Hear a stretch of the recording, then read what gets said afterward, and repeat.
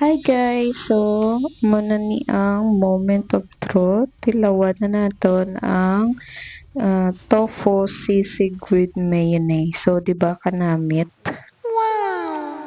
Hi mga palangga! For today's video, so update nyo ako magluto tasang tofu sisig with mayonnaise. So, una, gin-prepare ko danay ang tokwa no gintabala ko sa tissue para hindi siya basa karon pag slice naton. So gintabunan ko lang na sa pinggan para ang tubig manaawit. So una nag-slice ko sa mga panakot niya, which is ang black pepper kag ang um, so kadasig nga pag-slice no. So sunod is ang sili nga green nga lahaba no. So perte gini karon ka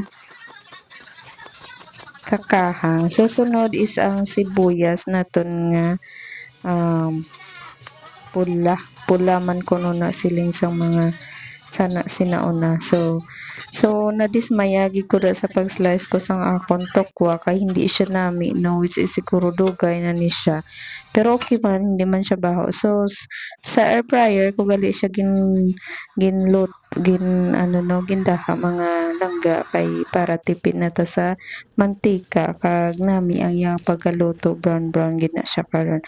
So sunod is ang iyang nga sauce, ang mayonnaise lang gali ng iyang sauce, tapos gibutangan ko sang toyo or oyster sauce kag ang paminta. So ginmikos-mikos lang na, tapos na kalamansi, and then nalipatan ko ang ahos gali. So ginpalo ko na lang ang ahos no kay nalipatan ko gani. So ginmix-mix ko lang na siya guys para nami iyang nga pagka sauce bala, hindi siya buo-buo.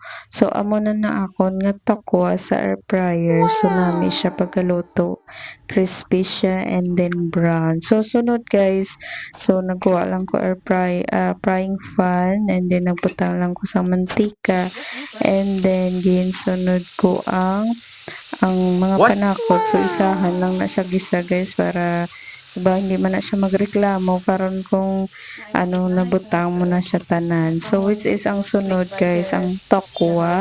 So gin mix ko lang na no, and then sunod ng iyang sauce. So ara guys, kung makita nyo na as inami sang pagkahimo ko sang sauce kay creamy gid siya. And then amo na namit guys kay gamay lang ang tokwa pero namit ang iyang sauce. So sunod guys, nagkuha lang ko sang sticky frying pan no, gin ano ko lang gin saylo kay para as in the sisig gid siya tan-awon. So sunod gin mix ko lang no, kita nyo daw naga oil na siya. So next ginbutangan ko lang sa sang egg, and then syempre para sisig gid ang gawa no. So ara nagkuha lang ko sang extra nga toppings niya, which is ang sibuyas kag ang sili nga green. So ara na siya guys. So hindi pa ko kontento, ginbutangan ko liwat sa